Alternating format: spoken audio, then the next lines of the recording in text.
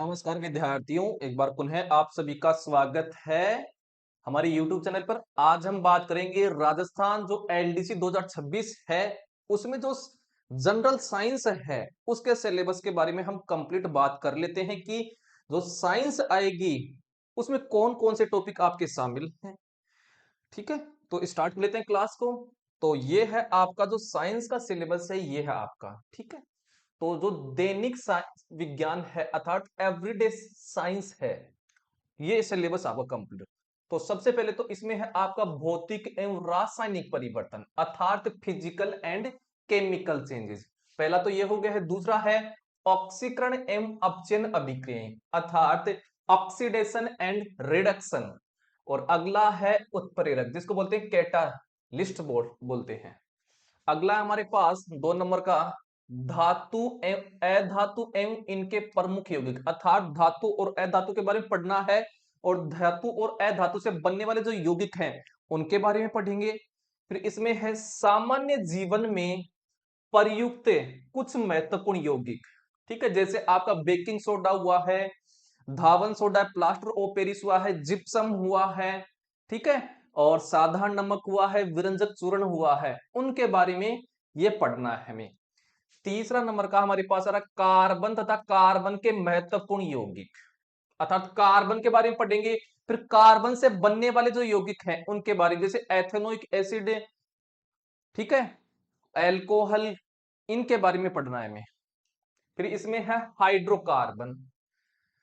फिर नेक्स्ट है कार्बन के अपर रूप, जैसे हीरा, ग्रेफाइट और फुलरिन के बारे में पढ़ना है। फिर इसमें है क्लोरोफ्लोरोकार्बन और या फ्रियम अर्थात जो आपका ओजोन परत को ये नष्ट करती है ना, ये गैसें, उनके बारे में पढ़ेंगे।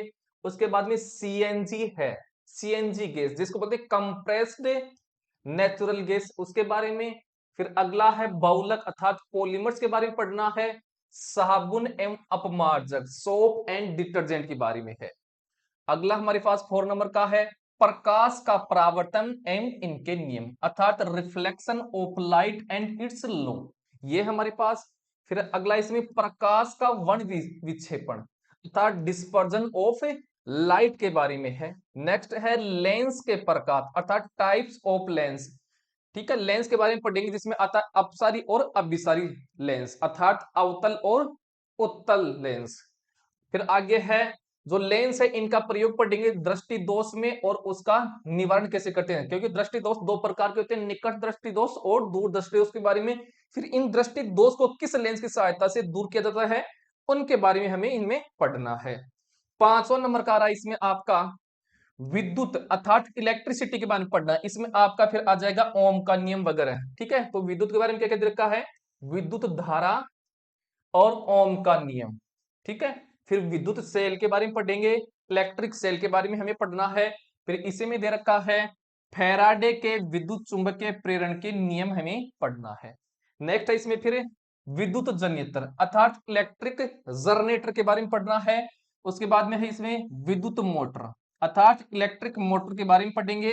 फिर है घरों में विद्युत संयोजन व्यवस्था अर्थात जो घरों में जो लाइट लगी होती है वो किस क्रम में लगी होती है। ठीक है, नेक्स्ट है क्योंकि इस विद्युत संयोजन में हमें दो पढ़ना पड़ता है, एक तो श्रेणी क्रम और एक समांतर क्रम संयोजन। ठीक है, नेक्स्ट है घरों में काम आने वाली विद्युत युक्तियों की कार्य विधि, रख रखाव एवं उपयोग में लेते समय सावधानियां, ये पढ़ना है। फिर 6वां नंबर आ रहा आपका अंतरिक्ष एवं सूचना प्रौद्योगिकी, स्पेस एंड इंफॉर्मेशन टेक्नोलॉजी के बारे में हमें पढ़ना है। आगे इसमें है भारत का अंतरिक्ष अनुसंधान कार्यक्रम, space research program of India, ये पढ़ना है हमें। फिर है सूचना प्रौद्योगिकी अर्थात इंफॉर्मेशन टेक्नोलॉजी के बारे में इसमें पढ़ना है।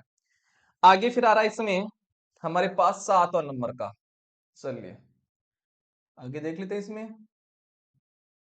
ये लीजिए 7वां नंबर का, एक बार मैं इसको साफ कर देता हूं ताकि किसी प्रकार की तकलीफ ना हो हमें।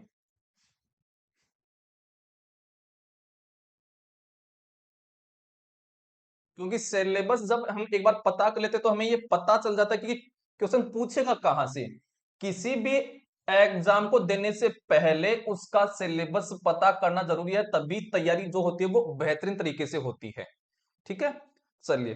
तो 7वां नंबर आ रहा है आपका आनुवांशिकी से संबंधित सामान्य शब्दावली, अर्थात general terminology related to genetics. इसमें आनुवांशिक के बारे में पढ़ेंगे, अर्थात जो ग्रेगर जोन मेंडल था, उन्होंने आनुवांशिक के नियम दिए थे, लेकिन उसने कुछ शब्द दिए थे आनुवांशिक संबंधित, जैसे आपका लक्षण पर रूप, युग्म विकल्पी, ऐसे शब्द दिए थे। ठीक है, वो पढ़ेंगे। मटर का जो उन्होंने एक मटर का पौधा लिया था, उसके बारे में पढ़ेंगे कि मटर का पौधा क्यों लिया, मटर का वैज्ञानिक नाम, जैसे पाइसम सेटाइम उसका नाम होता, और मेंडल के जो 3 नियम थे, पृथक्करण का नियम, स्वतंत्र अपयून का नियम, और आपका ये दिया था 3 नियम। ठीक ठीक है, ये किसने दिए थे? आपके मेंडल ने दिए थे। आगे हमारे पास है मेंडल के आनुवंशिका के नियम, 3 नियम दिए थे, पृथक्करण का नियम, स्वतंत्र अपयून का नियम और प्रभाविता का नियम, वो हमें पढ़ना है। फिर न्यूक्लिक अम्ल अर्थात न्यूक्लिक एसिड के बारे में हमें पढ़ना है। नेक्स्ट है प्रोटीन संश्लेषण का केंद्रीय सिद्धांत, अर्थात central dogma of protein synthesis, ये हमें पढ़ना है। फिर हमें पढ़ना है इसमें मनुष्य में लिंग निर्धारण, अर्थात सेक्स डिटर्मिनेशन इन ह्यूमन। जैसे महिला होती है उसमें क्या होते हैं, एक्स एक्स क्रोमोसोम होते हैं, और पुरुष में एक्स वाई होते हैं। तो जब उन क्रोमोसोम होता है उनका संलयन होता है, तो लड़का होता है लड़की होता है, उसका हम पढ़ेंगे। ठीक है, ये होता है सेक्स डिटर्मिनेशन। पर्यावरण अध्ययन अर्थात एनवायरमेंटल स्टडी पढ़ेंगे। इसमें इसमें दे रखा है हमें पारिस्थितिकी तंत्र, अर्थात जो पारिस्थितिकी तंत्र होता है वो क्या होता है, जिसमें जैव घटक और अजैव घटक क्या होते हैं। तो पारिस्थितिकी तंत्र के जैविक घटक, जैविक घटक किसको बोलते हैं? जो सजीव होते हैं, पर्यावरण में सजीव जो जीव होते हैं उनको जैविक घटक बोलते हैं। जैसे मनुष्य होता है, जीवाणु बैक्टीरिया वगैरह होते हैं, ये क्या होते हैं? सजीव घटक होते हैं, पौधे होते हैं। ठीक है, तो उनके बारे में पढ़ेंगे। पारिस्थितिकी तंत्र में ऊर्जा प्रवाह है, अर्थात जब एक जीव दूसरे जीव को खाता है तो ऊर्जा का जो प्रवाह होता है वो किस प्रकार से होता है, कितनी ऊर्जा प्रभावित होती है। ठीक है, एक जीव से दूसरे जीव में कितनी ऊर्जा स्थानांतरित होती है, वो हम इसमें पढ़ेंगे। आगे हमारे पास है जैव भू रासायनिक चक्र, अर्थात बायोकेमिकल साइकिल्स पढ़ेंगे। नेक्स्ट है जैव प्रौद्योगिकी व सामान्य जानकारी, इसमें पढ़ना है हमें। फिर है जैव पेटेंट, अर्थात बायो पेटेंट पढ़ना है। नई पादप किस्मों का परिवर्धन, development of new plant variants हमें पढ़ना है, वेराइटीज हमें पढ़ना है। फिर अगला हमारे पास है इसमें ट्रांसजेनिक जीव या पराजीनी जीव। ट्रांसजेनिक जीव क्या होते हैं? मतलब एक जीव जो होता है उसमें उसके जीन में परिवर्तन किया जाता है, उसको बोलते हैं ट्रांसजेनिक जीव। ठीक है, उनके बारे में पढ़ना है। जंतुओं का आर्थिक महत्व, अर्थात इकोनॉमिकल इंपोर्टेंस ऑफ एनिमल्स, ये हमें इसमें पढ़ना है। नेक्स्ट इसमें पादपों का आर्थिक महत्व है, अर्थात इकोनॉमिक इंपोर्टेंस ऑफ प्लांट्स, ये हमें पढ़ना है। फिर 10 नंबर का इसमें दे रखा है रक्त समूह है, अर्थात ब्लड ग्रुप्स हैं, वो हमें पढ़ना। जैसे ए होता है, बी होता है, ए बी होता है, ओ होता है ना, ये हमें पढ़ना है। फिर रक्तदान अर्थात ब्लड ट्रांसफ्यूजन हमें पढ़ना है कि कौन व्यक्ति किस व्यक्ति को रक्त दान कर सकता है और कौन दान नहीं कर सकता है, कौन सभी को दान कर सकता है और कौन सभी से रक्त ले सकता है, उसके बारे में हम पढ़ेंगे इसमें। आरएच कारक अर्थात आरएच फैक्टर के बारे में हम इसमें पढ़ेंगे। फिर रोगाणु तथा मानव स्वास्थ्य अर्थात पैथोजेंस एंड ह्यूमन हेल्थ के बारे में हमें पढ़ना है। फिर आगे आ रहा है कुपोषण तथा मानव स्वास्थ्य, mail nutrition and human health के बारे में हमें पढ़ना है। फिर लास्ट है मानव रोग अर्थात ह्यूमन डिजीज, तो मानव रोग कारण एवं निवारण, तो human disease causes and cures, ये हमें पढ़ना है। तो ये है अब क्या साइंस का सिलेबस है।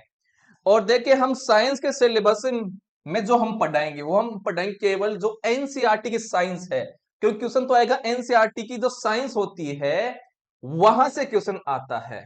और बता भी रखा है आलोक राज ने कि जो भी क्वेश्चन आएंगे वो आपकी जो मूल किताबें हैं वहां से आएंगी। मूल किताबें मतलब जो स्कूलों में किताबें चलती हैं 6वीं से लेकर के 10वीं तक की जो किताबें हैं साइंस की, वहां से क्वेश्चन उठाए जाए गए हैं। ठीक है, तो ये हो गया आपका साइंस का सिलेबस। हम साइंस के सिलेबस में स्टार्ट करेंगे, इसकी पहली क्लास लाएंगे। कहां से? ये देखिए आपका पहला टॉपिक हमारा इसमें साइंस में कौन सा है, ये हमारा इसमें।